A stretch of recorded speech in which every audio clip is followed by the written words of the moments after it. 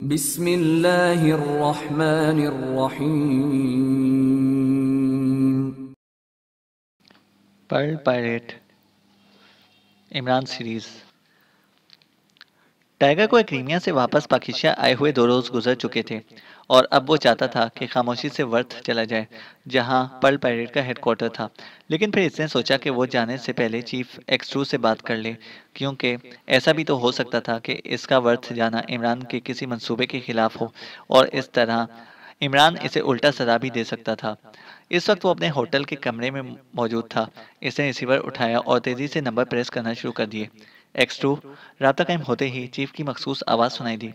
Tiger बोल रहा हूँ जनाब, मैं एक्रीमिया से वापस आ चुका हूँ और मैं चाहता हूँ कि अब वर्थ जाकर पर्ल पायरेट के हेडक्वार्टर का सुराग लगाऊं, क्योंकि लेकिन बॉस यहाँ पर मौजूद नहीं है, इसलिए आपसे इजाज़त चाहिए। टाइगर ने इंतहाई मुअद्दबाना लहजे में कहा। इमरान टीम लेकर वहाँ गया हुआ है, इसलिए तुम्हारे वहाँ जाने की जरूरत नहीं है, दूसरी तरफ से इंतहाई सख्त लहजे में कहा गया और इसके साथ ही राब्ता खत्म हो गया।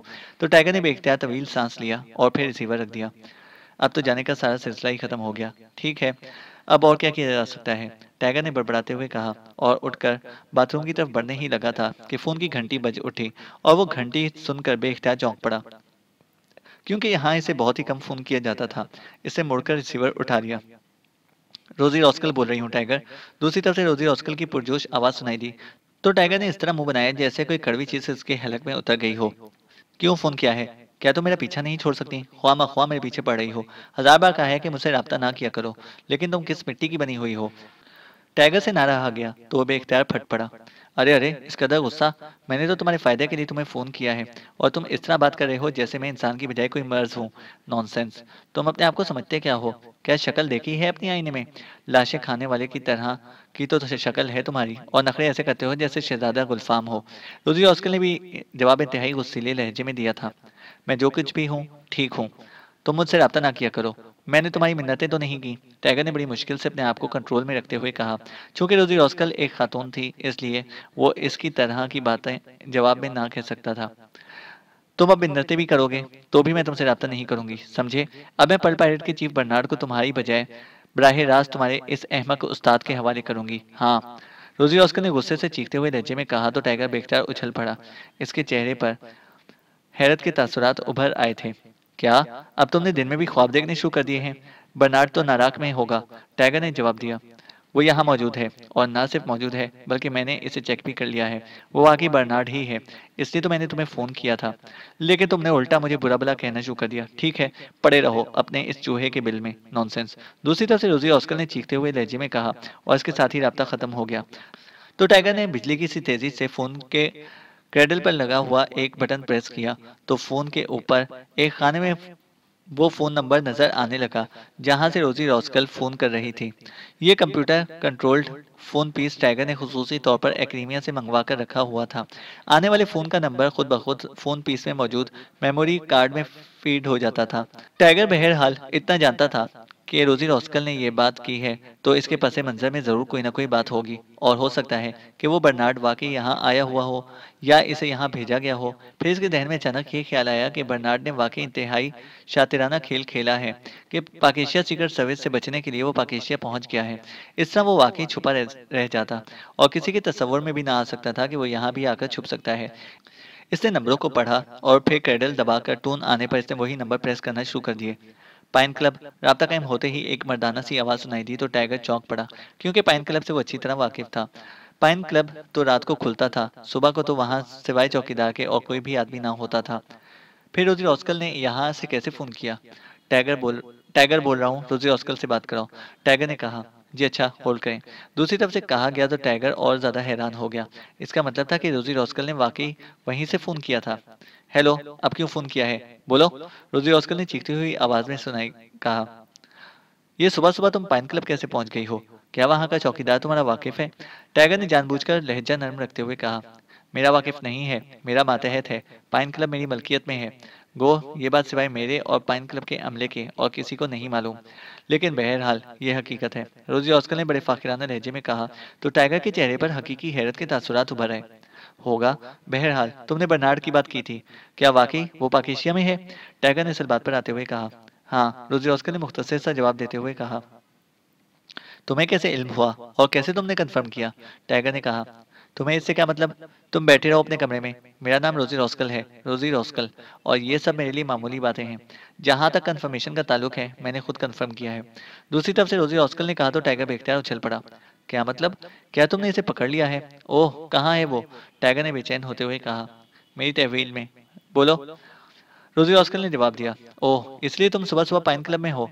ठीक है, मैं आ रहा हूँ वहाँ। टाइगर ने कहा। कोई जरूरत नहीं है आने की, समझे? मैंने तो खुद तुम्हें फोन किया था। मैं चाहती थी कि तुम फखर से अपने उस्ताद को ये कारनामा बताकर पेश करो। इस तरह तुम्हारी कदर बढ़ जाएगी। लेकिन तुमने उल्टा मुझे ही आंखें दिखाने शुरू कर दी। इसलिए अब तुम यहाँ नहीं आओगे, वरना मैं तुम्हें गोली मार दूंगी। रोजी ऑस्कर ने अपने मखसूस अंदाज में चीखते हुए कहा। किसे? अपने आप को? ओह नहीं, ऐसा मत करो। तुम अभी अभी ना करना ऐसे। मुझे तुम्हारी जरूरत है। टाइगर ने अपने दिल पर पत्थर रखकर बात करते हुए कहा। जरूरत है? क्या मतलब? किसे मेरी जरूरत है? रोजी ने ऑस्कर ने मुस्कुराते हुए कहा। ये बातें बताई नहीं जा सकती, खुद ब खुद समझ ली जाती हैं। टाइगर ने कहा। ओह, ओह, अच्छा तो ये बात है। ठीक है, आ जाओ फिर। अब तुम आए हो सीधी राह पर। Good, very good. ये हुई ना बात। यहाँ आ जाओ फौरन। मेरा मतलब है पाइन क्लब में, अभी और इसी वक्त। दूसरी तरफ से ऐसे लहजे में कहा गया जैसे इंतहाई मुसरत की वजह से मुंह से जुमला ही दुरुस्त तौर पर ना निकल रहा हो, और टाइगर ने ओके कहकर रिसीवर रख दिया। अगर इसने झूठ बोला है तो मैं इसे वहीं गोली मार दूंगा, टाइगर ने गुस्सीले लहजे में बड़बड़ाते हुए कहा, और फिर ड्रेसिंग रूम की तरफ बढ़ गया। थोड़ी देर बाद इसकी कार तेजी से पाइन क्लब की तरफ बढ़ी चली जा रही थी। इसके जहन में ये सोच कर खलबली सी मची हुई थी कि क्या वाकई बर्नार्ड यहाँ पाकेशिया में मौजूद होगा, और अगर ऐसा है भी तो रोजी रॉस्कल को इसका सुराग कैसे मिल गया? ये बातें सोचता हुआ वो कार चलाता आगे बढ़ता चला गया। थोड़ी देर बाद इसने कार पाइन क्लब की इमारत की साइड में रोकी, और फिर कार से उतरकर वो आगे बढ़ने ही लगा था कि एक चौकीदार टाइप आदमी तेजी से आगे बढ़ा। आप टाइगर हैं जनाब? इस नौजवान ने कहा। हाँ, क्यों? टाइगर ने पूछा। वो इस नौजवान से वाकिफ ना था, क्योंकि सुबह के वक्त वो कभी यहाँ नहीं आया था। मैडम ने मुझे भेजा है कि मैं आपको इनके स्पेशल रूम तक पहुंचा दूं। आइए, नौजवान ने कहा और वापस मुड़ गया। क्या मैडम यहाँ की मालिका है? टाइगर ने पूछा। यस सर, नौजवान ने मुख्तसर सा जवाब दिया, और टाइगर ने हैरत भरे से अंदाज में सर हिला दिया। ये बात भी इसके लिए इंकिशाफ का दर्जा रखती थी कि दारुल हुकूमत का ये मशहूर क्लब रोजी रॉस्कल की मलकियत था। थोड़ी देर बाद टाइगर इस नौजवान की रहनुमाई में एक बड़े से तहखाने में जा पहुंचा, तो वहां रोजी रॉस्कल कुर्सी पर अकड़े हुए अंदाज में बैठी हुई थी। एक कुर्सी पर एक भारी जिस्म का उधेड़ उम्र आदमी रस्सियों से बंधा पड़ा था। इसके जिस्म पर जख्मों के निशानात थे। इसकी आंखें बंद थीं और इसका जिस्म ढलका हुआ था। जख्मों के निशानात बता रहे थे कि इसे इंतहाई बेदर्दी से कोड़े की ज़रबात लगाई गई हैं। आओ आओ और देखो, ये है बर्नार्ड, पर्ल पायरेट का चीफ। आओ। रोजी ऑस्कर ने उठकर खड़े होते हुए इंतहाई मुसरत भरे लहजे में कहा। तुमने इसे इंतहाई बेदर्दी से पीटा है? क्यों? टाइगर ने साथ वाली कुर्सी पर बैठते हुए कहा। नौजवान इसे तहखाने के दरवाजे पर छोड़कर वापस चला गया था। ये बोल ही नहीं रहा था, जिस पर मुझे गुस्सा आ गया था। रोजी ऑस्कर ने जवाब दिया, और टाइगर ने इस अंदाज में सर हिलाया जैसे वो समझता हो कि रोजी ऑस्कर को जब गुस्सा आया होगा तो वो किस तरह अपने आपे से बाहर हो गई होगी। क्या तुम तफसील बताओगी कि तुमने इसका खोज कैसे लगाया और ये तुम्हारे हाथ कैसे लगा? टाइगर ने असल बात पर आते हुए कहा। एयरपोर्ट से मैं सीधी यहाँ पाइन क्लब आई, क्योंकि यहाँ का हिसाब किताब मैं बाकायदगी से चेक करती हूँ। यहाँ का मैनेजर रूफी मुझे हिसाब किताब चेक कराता है। मैं हिसाब किताब चेक कर रही थी कि रूफी को फ़ोन कॉल आई, और फिर वो फ़ोन रूम में ही चला गया। मैं तो हिसाब किताब में लगी हुई थी, इसलिए मैंने कुछ ख्याल ना किया। मुझे हिसाब किताब चेक करने में काफ़ी वक्त लग गया, लेकिन रूफी ना आया तो मैं काफ़ी देर तक इसकी वापसी का इंतज़ार करती रही, जिससे मुझे इस पर गुस्सा आने लग गया। काफ़ी देर बाद रूफी वापस आया तो मैं इस पर चढ़ दौड़ी, लेकिन इसे बताया कि रॉजर का फ़ोन आया था। इसने एक्रीमिया के एक बहुत बड़े जौहरी के लिए ऐसी रिहाइश गाह का इंतजाम करने का कहा है जो इसके शायान शान भी हो और इसके लिए इंतहाई महफूज भी। और रूफी चौंके ये काम करता रहता था, इसलिए वो वहाँ गया था। मैं वैसे तो शायद ना चौंकती, क्योंकि मुझे मालूम है कि रूफी ये काम करता है और मैंने खुद इसे ऐसा करने की इजाज़त दे रखी है।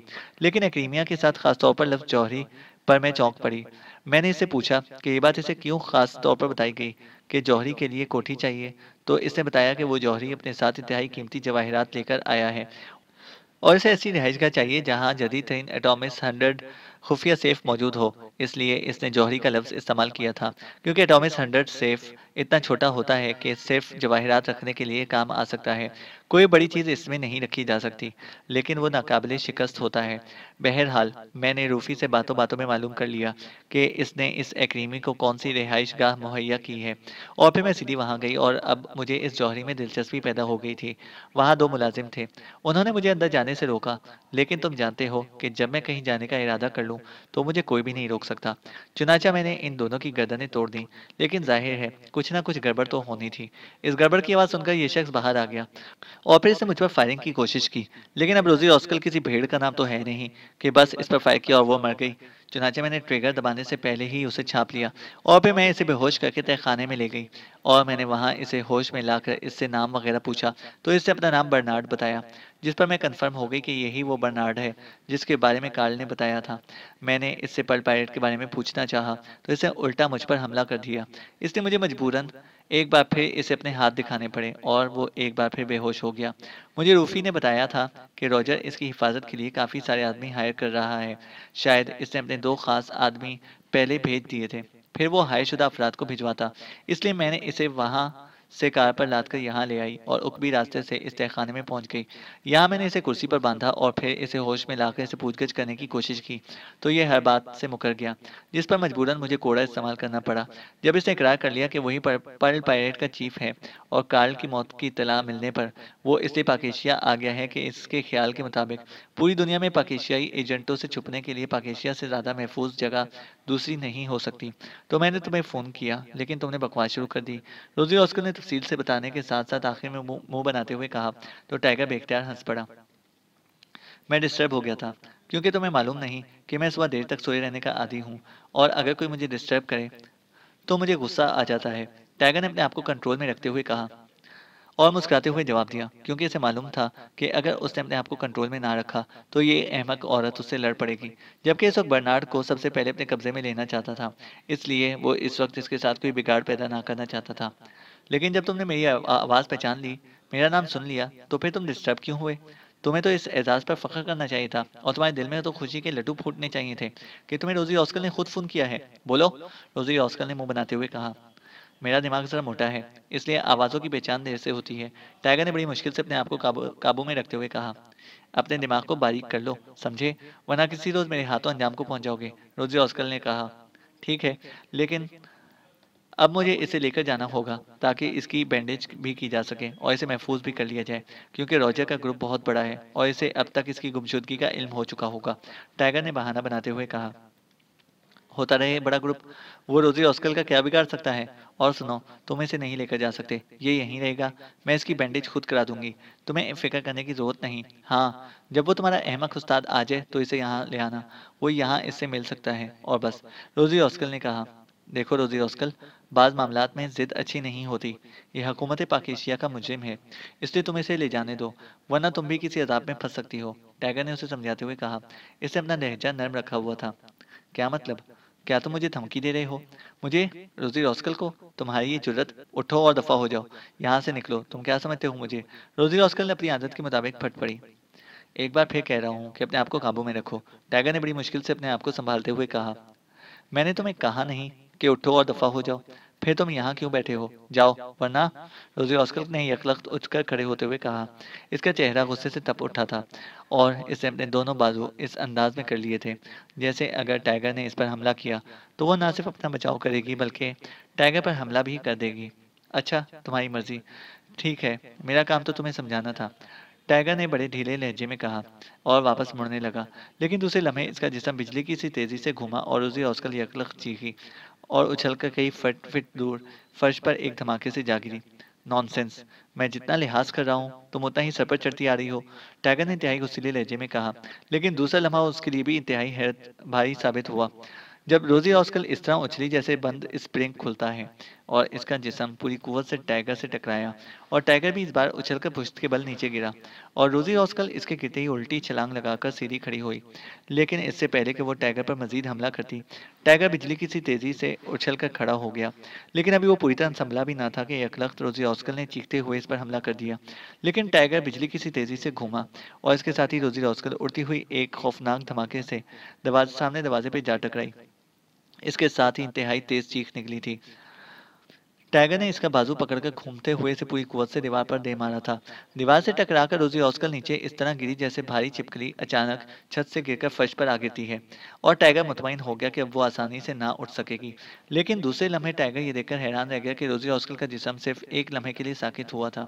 लेकिन दूसरे लम्हे इसने तेजी से किसी स्प्रिंग की तरह सिमटना शुरू कर दिया था। टाइगर समझ गया कि इसके अंदर वाकई इंतहाई कुव्वत मुदाफ़त है, इसलिए ये आसानी से बेकार ना होगी। इसलिए इसने एक बार फिर इसे कई ज़रब लगाने का फैसला किया। वो बिजली की सी तेज़ी से आगे बढ़ा और उसने पूरी कुव्वत से रोज़ी के सिमटे हुए जिस्म पर इस अंदाज में लात मारी कि कमरा रोज़ी रॉस्कल की कर्बनाक चीख से गूंज उठा और इसके दाएं तरफ की एक नहीं कई पसलियां टूटने की आवाज़ साफ सुनाई दी। और फिर रोज़ी रॉस्कल चीखती हुई इस तरह फर्श पर घूमने लगी जैसे लट्टू घूमता है। और टाइगर ने एक बार फिर उछलकर लात मारी और इस बार भी इसकी बाएं तरफ की पसलियां टूटने की आवाज़ साफ सुनाई दी। और रोज़ी रॉस्कल के हलक से निकलने वाली ना सिर्फ चीखें रुक गई थीं बल्कि इसका घूमता हुआ जिस्म भी साकित हो गया था। इसकी नाक और मुंह से खून की लकीरें बहने लगी थीं। नॉनसेंस! कितना समझाया था, लेकिन इसकी अकल है ही अंधी, टाइगर ने कहा और फिर वो तेजी से मुड़ा और एक कोने में मौजूद कुर्सी से बंधे हुए बर्नार्ड की तरफ बढ़ गया। इसने कोट की अंदरूनी मखसूस जेब से तेज धार का खंजर निकाला और इससे बर्नार्ड के जिस्म की गिर्द बंधी हुई रस्सियां काटकर इसने इसे कांधे पर डाला और फिर तेज कदम उठाता कमरे के बैरूनी दरवाजे की तरफ बढ़ गया। वो चौकीदार से कहीं नजर ना आ रहा था। शायद वो टाइगर को छोड़कर कहीं चला गया था। बहरहाल टाइगर ने हॉल के दरवाजे के करीब जाकर कांधे पे लदे हुए बर्नार्ड को फर्श पर लिटाया और फिर दरवाजा खोलकर वो बाहर आ गया। इसने अपनी कार स्टार्ट की और इसे लाकर इसे गेट के बाहर निकलकर सामने रोक दिया और फिर नीचे उतरकर इसने कार का उकबी दरवाज़ा खोला और अंदर हॉल में बेहोश पड़े हुए बर्नार्ड को उठाकर इसने कार की उकबी सीटों के दरमियान ठोंस दिया। फिर कार का दरवाज़ा बंद कर दिया। इसने ड्राइविंग सीट का दरवाज़ा खोला और फिर इसने कार को ऑन कर दिया। उसने कार को ऑन किया ही था कि साइड से वही नौजवान चौकीदार तेजी से आता हुआ दिखाई दिया जो इसे रोजी हॉस्टल के पास छोड़ गया था। टाइगर ने इसके करीब कार रोक दी। सुनो, तुम्हारी मैडम कमरे में जख्मी पड़ी हुई है, इसे अस्पताल पहुंचाओ, टाइगर ने कहा और इसके साथ ही इसने एक लम्हे में कार आगे बढ़ा दी। वो बर्नार्ड को राना हाउस ले जाना चाहता था ताकि वो वहां महफूज भी हो सके और इसके साथ ही वो इस बारे में रिपोर्ट भी chief of Pakistan secret service को वहीं से देना चाहता था। इमरान अपने साथियों समेत जजीरा वर्थ के एक होटल के कमरे में मौजूद था। इन्हें यहाँ आए हुए 2 रोज़ हो चुके थे और इन 2 रोज़ में उन्होंने अपने तौर पर तमाम तहकीकात मुकम्मल कर ली थीं और वो इस नतीजे पर पहुंचे थे कि यहाँ मौजूद पर्ल पायरेट का हेडक्वार्टर 2 रोज़ पहले ना सिर्फ मुकम्मल तौर पर क्लोज कर दिया गया था, बल्कि तमाम जहाज़, स्टीमर्स और दीगर सामान भी मुख्तलिफ पार्टियों को औने-पौने दामों में फ़रोख्त कर दिया गया था। और अब वहाँ इंचार्ज मर्फी तो एक तरफ, हेडक्वार्टर का दरबान तक मौजूद ना था। वो सब इस तरह गायब हो गए थे जैसे गधे के सर से सींग। हत्ता के बावजूद कोशिश के इनका कोई मामूली सा क्लू भी नहीं मिल रहा था। इमरान साहब, आपने जो खदशा तैयारी में सफ़र के दौरान ज़ाहिर किया था, वही हुआ। ये लोग वाक़ई सब क्लोज़ करके न जाने कहाँ-कहाँ दफ़न हो गए हैं, सफदर ने कहा। वैसे आज से पहले मैंने कभी ऐसा होते देखा नहीं कि किसी बैनुल अक़वामी तंजीम का हेडक्वार्टर इस अंदाज में क्लोज कर दिया गया हो। मुझे तो लगता था कि ये बैनुल अक़वामी सतह की तंजीम का सिर्फ प्रोपेगेंडा ही था। सफदर ने मुंह बनाते हुए कहा, ये इस अंदाज की तंजीम नहीं है जिस अंदाज की दूसरी जराइम पेशा तंजीमें होती हैं। ये तो मोती डाकू हैं और ये काम तकनीकी महारत का है। इमरान ने मुस्कुराते हुए कहा, तो फिर अब क्या करना है? क्या अब वापस जाना होगा? जूलिया ने कहा। मेरा ख्याल है कि हमें अब नाराक पहुंचना चाहिए। वहाँ कम से कम इस तंजीम के चीफ बर्नार्ड पर हाथ तो डाला जा सकता है। सालेहा ने मशवरा देते हुए कहा, तो तुम्हारा क्या ख्याल है कि बर्नार्ड वहाँ हमारे इस्तकबाल के लिए मौजूद होगा? जब हेडक्वार्टर का तमाम लोगों की दहशत से ये हाल है, तो बर्नार्ड तो लामहला कहीं सात पर्दों के पीछे जा छुपा होगा। इमरान ने जवाब दिया। तो फिर अब ये मिशन कैसे पूरा होगा? जूलिया ने हैरत भरे लहजे में कहा। मिशन तो पूरा हो भी गया है, तुम अभी भी पूछा ही हो कि कैसे होगा? इमरान ने कहा तो जूलिया के साथ साथ सब बेख्तियार चौंक पड़े। अलबत्ता कैप्टन शकील की आंखों में मुस्कुराहट के आसार जगमगाहट कर रहे थे। क्या मतलब? क्या अब तुम्हारा दिमाग भी खराब हो गया है? जूलिया ने झिलाए हुए लहजे में कहा। नाकामी बर्दाश्त करना आसान नहीं होता जूलिया, तनवीर ने मौका गनीमत देखते हुए कहा। नाकामी तो हम सबकी है, अकेले इमरान साहब की तो नहीं है, सफदर ने मुस्कुराते हुए कहा। लीडर तो यही है, तनवीर ने जवाब दिया। मेरा ख्याल है कि इस मिशन में पहली बार तनवीर को मेरे लीडर होने पर एतराज नहीं होगा, इमरान ने मुस्कुराते हुए कहा और सब बेख्तियार हंस पड़े। इमरान साहब, आखिर आपने किस बुनियाद पर यह बात कर दी है? सालेहा ने कहा। कुछ बातें तुम्हें खुद भी सोचनी चाहिए। आखिर तुम पाक एशिया सीक्रेट सर्विस की मेंबर हो। इमरान ने मुस्कुराते हुए कहा। हमारे मेंबर होने का ये मतलब नहीं कि तुम फजूल बोलते रहो और हम बैठे तुम्हारी इस यावा गोई पर गौर फिक्र करते रहें। सफदर ने झिलाए हुए लहजे में कहा। इमरान साहब दुरुस्त कह रहे हैं। मिशन वाकई मुकम्मल हो चुका है। अचानक खामोश बैठे हुए कैप्टन शकील ने कहा तो सब चौंक कर उसकी तरफ देखने लगे। जब से इमरान ने तुम्हारी जहानत की तारीफ करना शुरू की है, तुमने भी इसकी हाँ में हाँ मिलानी शुरू कर दी है। तनवीर ने मुंह बनाते हुए कहा। मैंने इसलिए हाँ में हाँ मिलाई है कि इमरान साहब की बात दुरुस्त है। मैं बताता हूँ तुम्हें। मिशन ये था कि पाकिस्तान हुकूमत ने पर्ल फार्मिंग की थी, जिससे बेइंतहा मफादात हासिल कर रहे थे। लेकिन इस फार्मिंग को एक बैनुल अक़वामी तंजीम पर्ल पायरेट ने लूट लिया था और चीफ ने हमें हुक्म दिया था कि हम इस तंजीम का खात्मा कर दें ताकि आइंदा ये पाकिस्तानी पर्ल फार्मिंग के खिलाफ काम न कर सके। और अब यहाँ पहुँचकर जो कुछ सामने आया है, इसके मुताबिक इन्हें इत्तला मिलने के बाद कि पाकिस्तान सीक्रेट सर्विस इनके खिलाफ हरकत में आ गई है, उन्होंने अपना हेडक्वार्टर इस अंदाज में क्लोज कर दिया और ऐसा कि इमरान साहब ने बताया है, लाजमन इसका चीफ भी नाराज से कहीं रोपोश हो गया होगा। अब तुम खुद बताओ, क्या ये मिशन मुकम्मल नहीं हो गया? कैप्टन शकील ने कहा। लेकिन वो बाद में दोबारा भी तो इकट्ठे हो सकते हैं और स्टीमर, जहाज, तकनीकी आलात खरीदने के इनके लिए कोई मुश्किल तो नहीं होंगे, जूलिया ने कहा। ऐसा होगा, लेकिन ये बात तय है कि अब वो दोबारा कभी पाकिस्तान के खिलाफ मिशन मुकम्मल करने की जुर्रत नहीं करेंगे और यही हमारा मिशन था, कैप्टन शकील ने कहा। ओह वाकई, अब बात समझ में आने लग गई है। वेरी गुड, तनवीर ने सबसे पहले कहा और सब इसकी साफ गोई पर बेख्तियार मुस्कुरा दिए। वो तनवीर की फितरत जानते थे कि वो जिस तरह खुलकर एतराज़ करता है, इसी तरह खुलकर तारीफ भी करता है। Thank you Tanveer. वैसे ये सारी बातें इमरान साहब की बात सुनकर मेरे जहन में आई थी, कैप्टन शकील ने कहा। लेकिन इमरान साहब, इस लॉर्ड ग्रुप का क्या होगा? वो भी तो हमारे खिलाफ काम कर रहा है। सफदर ने कहा तो सब एक बार फिर चौंक पड़े। वो वहां नाराक में बैठा हमारा इंतजार कर रहा है। करता रहे, इमरान ने मुस्कुराते हुए कहा। तो फिर अब फैसला हो गया कि हमें वापस जाना है, जूलिया ने मुस्कुराते हुए कहा। जाहिर है, और क्या किया जा सकता है। लेकिन इमरान ने कहा और फिर खामोश हो गया तो सब एक चौंक पड़े। लेकिन क्या? जूलिया ने हैरान होकर पूछा। तुम सबने तो कैप्टन शकील की बताई हुई वजाहत कबूल कर ली है, लेकिन तुम्हारा वो कंजूस आजम चीफ तो ये बात मानेगा ही नहीं, इसलिए वो मुझे चेक नहीं देगा और आगा सुलेमान पाशा ने मुझे फ्लैट में ही नहीं घुसने देना, इमरान ने मुंह बनाते हुए कहा। इस बार चेक तो वाकई आपको नहीं मिल सकता, क्योंकि कैप्टन शकील ने जो कुछ कहा है वो बहरहाल एक नज़रियाती बात है, मगर हकीकत तो यही है कि हमने ना सिर्फ मिशन मुकम्मल नहीं किया, बल्कि दुरुस्त अल्फाज में हम नाकाम हो गए हैं, सफदर ने मुस्कुराते हुए कहा। अरे हाँ, अगर चीफ ने इसे नाकाम वापसी करार दे दिया तो फिर क्या होगा? जूलिया ने घबराते हुए लहजे में कहा। क्या होगा? पुलाव खाएंगे अहबाब, फातिहा होगा, इमरान ने फौरन ही जवाब दिया और कमरा कह बेख्तियार कहकहों से गूंज उठा। और फिर इससे पहले कि मजीद कोई और बात होती, अचानक इमरान की जेब से हल्की सी मखसूस सीटी बजने की आवाज़ सुनाई दी तो सब बेख्तियार चौंक पड़े, क्योंकि ये मखसूस लॉन्ग रेंज ट्रांसमीटर कॉल की मखसूस आवाज़ थी। दरवाज़ा लॉक कर दो सफदर, इमरान ने जेब से ट्रांसमीटर निकालते हुए कहा और सफदर तेजी से उठकर दरवाजे की तरफ बढ़ गया। इमरान ने ट्रांसमीटर का बटन ऑन कर दिया। हेलो चीफ कॉलिंग ओवर, दूसरी तरफ से एक्स2 की मखसूस आवाज़ सुनाई दी। नाकामो नामुराद, ओ सॉरी, ये नामुराद का लफ्ज़ तो बहरहाल और मायने देता है और बेमुराद ठीक रहेगा। तो नाकामो बेमुराद, लेकिन जब मुराद सामने जलवा अफरोज हो तो फिर आदमी बेमुराद भी तो नहीं हो सकता।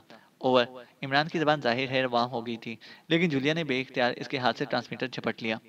जूलिया बोल रही हूँ सर, ओवर, जूलिया ने कहा। ट्रांसमीटर इमरान को दो।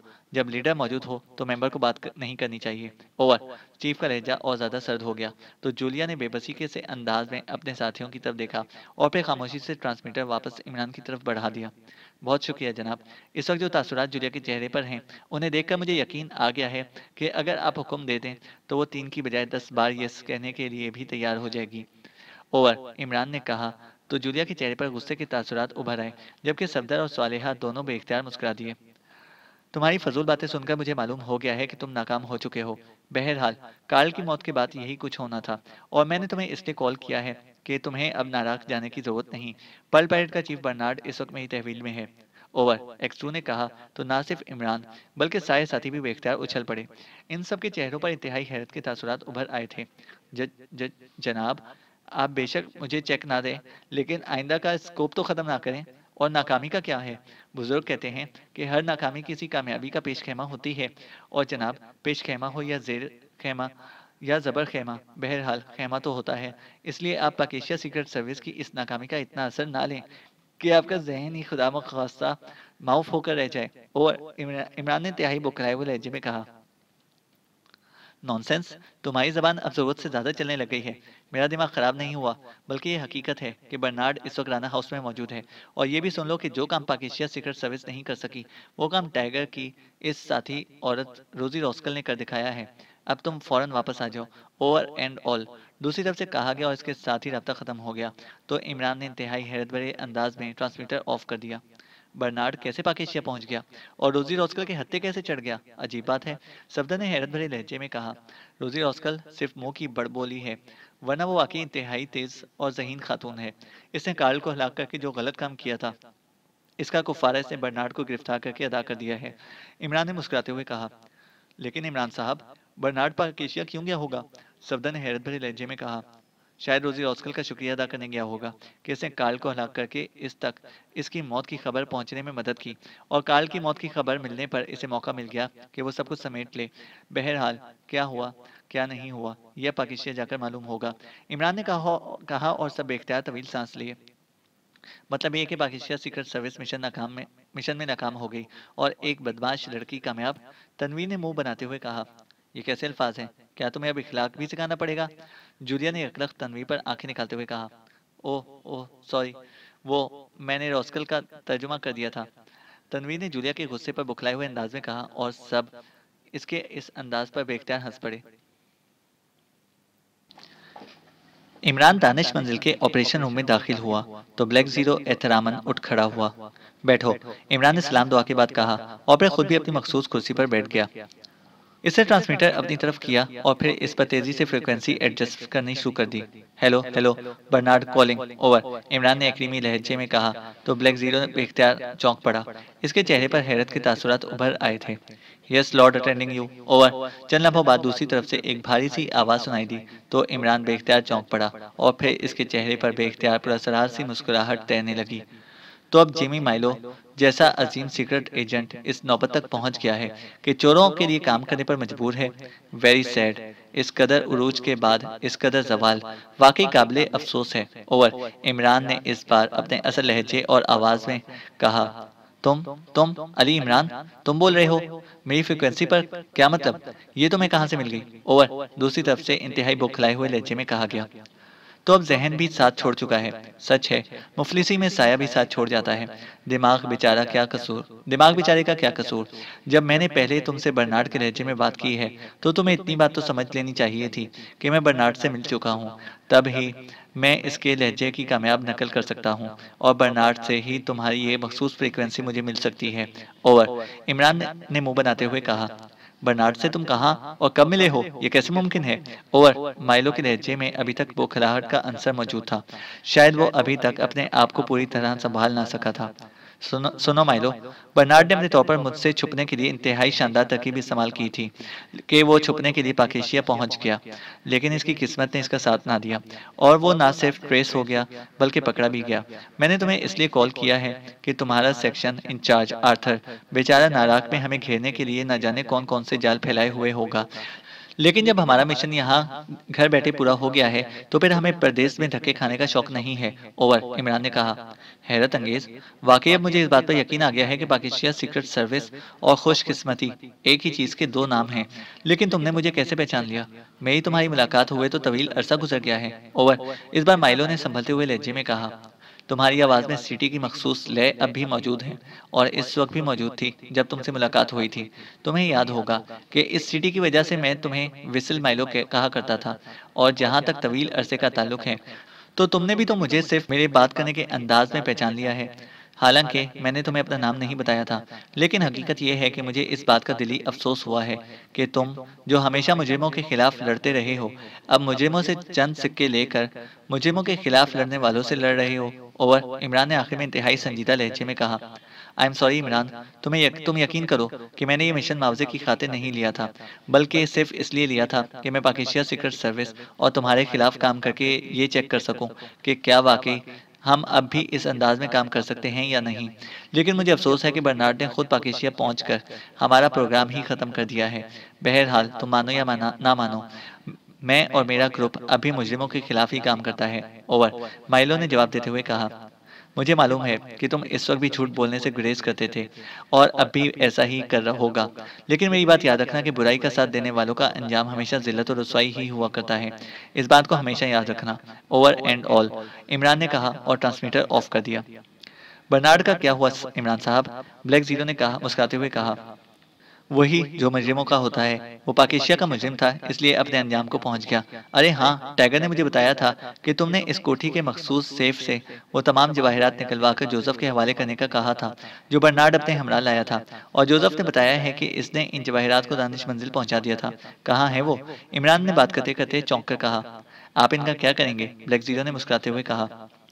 अरे, मेरे शागिर्द रशीद ने ये कारनामा सरअंजाम दिया है, इसलिए जवाहिरात इससे मिलने चाहिए, ताकि वो उन्हें अपने उस्ताद को अतिये के तौर पर पेश करके इंदल्ला माजूर हो सके। इमरान ने कहा तो ब्लैक जीरो बेख्तियार हंस पड़ा। ये इंदल्ला माजूर का क्या मतलब होता है इमरान साहब? ब्लैक जीरो ने हंसते हुए कहा, मतलब है अल्लाह के नजदीक अजर का हकदार ठहरेगा। लेकिन तुम बात टालो नहीं, निकालो वो सब कुछ। इमरान ने कहा, पहले तो आपने कभी इन बातों की परवाह ना की थी, इस बार क्या हुआ है? ब्लैक जीरो ने मुस्कुराते हुए कहा, क्योंकि इस बार मुझे मालूम है कि मुझे चेक नहीं मिल सकता, इसलिए मजबूरी है, कुछ ना कुछ तो बहरहाल आगा सुलेमान पाशा की झोली में डालना ही पड़ेगा। इमरान ने मुस्कुराते हुए कहा, वो तो सरकारी खजाने में जमा भी हो चुके हैं, आप चाहें तो सर सुल्तान के पास रसीद देख सकते हैं। ब्लैक जीरो ने कहा, सरकारी खजाने में? वो क्यों? सरकार का इनसे क्या ताल्लुक? इमरान ने गुस्से से आंखें निकालते हुए कहा, ये वही सुच्चे मोती थे इमरान साहब, जो पाकिस्तान से लूटे गए थे। ये इस कदर कीमती थे कि बर्नार्ड इनका सौदा जल्दी में ना कर सका, और जिन्हें वो यहाँ साथ ले आया था, ताकि यहाँ कुछ दिन रहकर वो काफिरिस्तान जाए और फिर वहाँ इनका सौदा करे। ब्लैक जीरो ने कहा, क्या वाकई? इमरान ने हैरत भरे लहजे में कहा, हाँ, आप बेशक टाइगर से पूछ लें, इस ही ने बर्नार्ड से ये बात मालूम की थी। ब्लैक जीरो ने मुस्कुराते हुए कहा, ओह, इसका मतलब है कि हक बहकदार रसीद? इमरान ने बड़े ढीले लहजे में कहा, हाँ वाकई। ब्लैक जीरो ने मुस्कुराते हुए कहा, चलो ठीक है, मोती ना सही, बहरहाल चेक पर तो मेरा हक बनता है, वो दो। इमरान ने कहा, आपका हक बनता तो आपको भी हक मिल जाता, मगर आप मिशन में नाकाम रहे हैं, इसलिए आपका हक ही नहीं बनता। ब्लैक जीरो ने कहा और इमरान ने बेख्तियार एक तवील सांस लिया। ये टाइगर भी बिल्कुल सीधा आदमी है, इसे अब ये समझाना पड़ेगा कि सिर्फ एक ही हकदार की तरफ ना देखा करे, और वो और भी हकदार मौजूद होते हैं। इमरान ने मुंह बनाते हुए कहा, आपका शागिर्द है, इसलिए गलत काम कैसे कर सकता है? ब्लैक जीरो ने कहा तो इमरान बेख्तियार खिलखिलाकर हंस पड़ा। अरे हाँ, इसने एक गलत काम कर दिया है और अब इसे इल्म होगा कि गलत का काम का कुफारा कैसे अदा किया जाता है। इमरान ने चौंक कर कहा तो ब्लैक जीरो बेख्तियार चौंक पड़ा। गलत काम का और कुफारा? क्या मतलब? ब्लैक जीरो ने हैरत भरे लहजे में कहा। इसे बर्नार्ड को ले आने की कोशिश तो की, लेकिन रोजी रॉस्कल रास्ते में रुकावट बन गई, जिसके नतीजे में टाइगर ने इसकी पसलियां तोड़ दी और वो अस्पताल पहुंच गई, और वो अभी तक अस्पताल में जेरे इलाज है। इसलिए मैंने इसे कहा था कि वो जाकर उससे माफ़ी मांगे, और अगर रोजी रॉस्कल ने उसे माफ़ी ना दी तो फिर मैं भी इसे माफ़ नहीं करूंगा, क्योंकि इसने एक औरत पर हाथ उठाकर नाकाबिले माफ़ी गलती की है, और मैं जानता हूँ कि रोजी रॉस्कल ने उसे माफ़ नहीं करना जब तक इससे पैर ना पकड़वा लेगी। इमरान ने मुस्कुराते हुए कहा और ब्लैक जीरो भी बेख्तियार हंस पड़ा। इमरान ने ट्रांसमीटर पर एक बार फिर तेजी से फ्रिक्वेंसी एडजस्ट करनी शुरू कर दी। Hello hello, Ali Imran calling, over. Imran ने कॉल देते हुए कहा, यस बॉस, टाइगर बोल रहा हूँ, ओवर। दूसरी तरफ से टाइगर की आवाज़ सुनाई दी। कैसा रहा? माफ़ी मिल गई है तुम्हें, ओवर। इमरान ने ब्लैक जीरो की तरफ देखते हुए वह सख्त लहजे में पूछा, और ब्लैक जीरो बेख्तियार मुस्कुरा दिया। आई एम सॉरी बॉस, मैं ऐसा नहीं कर सकता, ओवर। दूसरी तरफ से टाइगर की रो देने वाली आवाज़ सुनाई दी। ओह, तो अब तुम्हें इतनी हिम्मत पैदा हो गई है कि तुम मेरे हुक्म की खिलाफ वर्जी करो, ओवर। इमरान ने घुराते हुए लहजे में कहा, बॉस, आपके हुक्म की तामील मैं खुद को गोली मारकर तो कर सकता हूँ, लेकिन मैं इससे माफ़ी नहीं मांग सकता, ओवर। टाइगर ने जवाब दिया। क्यों? क्या इसलिए कि तुम मर्द हो और वो औरत, और तुम्हारी मर्दाना ना तुम्हें माफी मांगने से रोक रही है? जब तुमने इस पर हाथ उठाया था, इस वक्त तुम्हारी मर्दाना अना कहाँ गई थी? इस वक्त तुम्हें यह ख्याल क्यों नहीं आया था कि औरत पर हाथ उठाना मर्दानगी की नहीं तौहीन है, ओवर। इमरान ने इंतहाई सर्द लहजे में कहा, ये बात नहीं है बॉस, मैंने आपको पहले बताया भी था कि मैं हर कीमत पर फौरन बर्नार्ड को राना हाउस पहुंचाना चाहता था, क्योंकि मुझे खतरा था कि रॉजर ग्रुप इसकी गुमशुदगी का इल्म होते ही हरकत में आ जाएगा, और चूंकि पाइन क्लब के मैनेजर रूफी ने ये कोठी दिलाई थी, इसलिए सबसे पहले वो पाइन क्लब ही पहुंचेंगे, और बर्नार्ड एक बार हाथ से निकल जाता तो फिर इसका हाथ आना नामुमकिन था। मैंने अपने आप को कंट्रोल करते हुए बार बार रोजी रॉस्कल को समझाने की कोशिश की, लेकिन वो औरत पागल है, वो उल्टा मुझ पर चढ़ दौड़ी, मजबूरन मुझे उसे बेहोश करना पड़ा। लेकिन अब अगर मैं इसके पास माफ़ी मांगने गया तो वो औरत पागल है, उसे किसी सूरत मुझे माफ नहीं करना बल्कि उल्टा मुझे बेइज्जत करेगी। इसलिए मैं अस्पताल तो पहुंच गया हूँ, लेकिन आगे मेरी हिम्मत जवाब दे गई है। आप बेशक मुझे जो चाहे सजा दे दें, मुझे मंजूर है, लेकिन ये काम मेरे बस से बाहर है। ओवर, टाइगर ने तफसील से जवाब देते हुए कहा। तुम इस वक्त अस्पताल में मौजूद हो? ओवर, इमरान ने पूछा। यस बॉस, ओवर, टाइगर ने जवाब देते हुए कहा।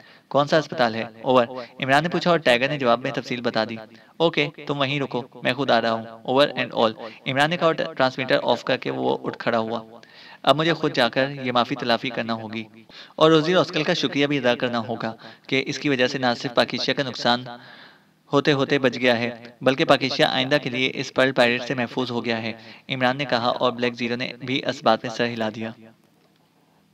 इमरान ने कमरे का दरवाजा खोला और अंदर दाखिल हुआ तो बेड पर लेटी हुई रोजी रॉस्कल बेख्तियार चौंक पड़ी।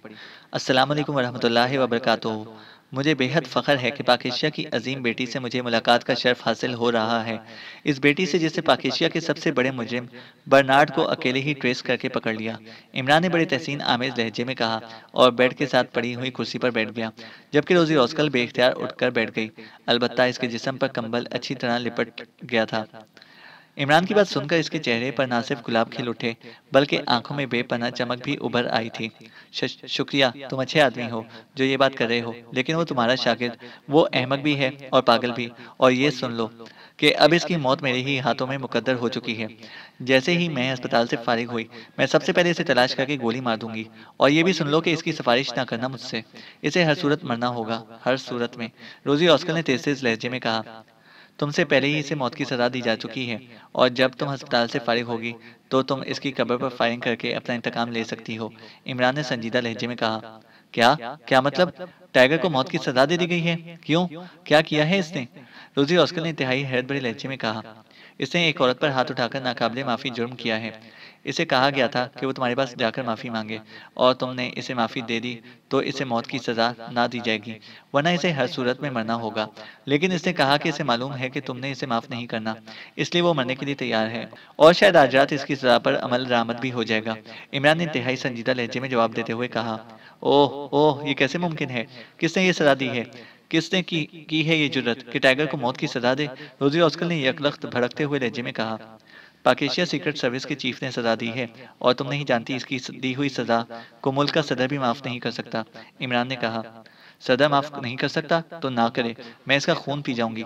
वो सीक्रेट सर्विस का चीफ है तो होगा, मैं भी रोजी ऑस्कल हूँ। बताओ कहाँ है वो, मुझे बताओ, फिर मैं देखती हूँ कि वो कैसे टाइगर को मौत की सजा देता है। रोजी ऑस्कर ने इंतहाई गुस्सीले लहजे में कहा। अरे अरे, ये क्या कह रही हो? पाकिस्तान सीक्रेट सर्विस का चीफ तो बहुत बाइख्तियार है, इसे सुन लिया तो गजब हो जाएगा। इमरान ने इंतहाई घबराए हुए लहजे में कहा। सुन ले, क्या करेगा मेरा? तुम मुझे बताओ कि वो है कहाँ, अभी और इसी वक्त बताओ। रोजी ऑस्कर ने फट पड़ने वाले लहजे में कहा। कमाल है, इससे तो तुम्हारी वजह से टाइगर को मौत की सजा दे दी। और टाइगर हालांकि मेरा शागिर्द है, लेकिन मुझ में भी हिम्मत नहीं है कि इसे सिफारिश कर सकूं, और तुम उल्टा इसके खिलाफ बात कर रही हो। तुम्हें तो खुश होना चाहिए कि जो काम तुम करना चाहती थी वो चीफ कर रहा है। इमरान ने कहा। वो मेरी बात दूसरी है। इसको क्या हक है कि वो टाइगर को कुछ कहे? नहीं, ऐसा नहीं हो सकता, रोजी ऑस्कर ने तेज लहजे में कहा। तो फिर एक ही हल है कि तुम इसे माफ कर दो, इमरान ने मुस्कुराते हुए कहा। क्या मेरे माफ कर देने से टाइगर बच जाएगा? रोजी ऑस्कर ने चौंक कर पूछा। हाँ, यही तो शर्त थी कि अगर तुमने उसे माफ कर दोगी तो फिर उसे सिर्फ वार्निंग दी जाएगी, वरना मौत की सजा। इमरान ने मुस्कुराते हुए कहा। ठीक है, तुम गवाह रहो, मैंने उसे माफ कर दिया है। जाओ और जाकर अभी इस चीफ को बताओ, वरना ऐसा ना हो कि वो रोजी ऑस्कर के हाथों खुद मारा जाए। जाओ और इसे बताकर इसकी जिंदगी बचा लो। रोजी ऑस्कर ने कहा तो इमरान बेख्तियार हंस पड़ा। लेकिन टाइगर ने तो तुमसे माफी मांगी नहीं, फिर तुमने इसे कैसे माफ कर दिया? इमरान ने मुस्कुराते हुए कहा। ये मेरा और टाइगर का मसला है, तुम्हारा इससे कोई ताल्लुक नहीं है, रोजी ऑस्कर ने मुंह बनाते हुए कहा। तो अब तुम अस्पताल से फारिग होकर इसे कुछ नहीं कहोगी? इमरान ने कहा। मैं इसका खून पी जाऊंगी, मैं इसका हशर कर दूंगी।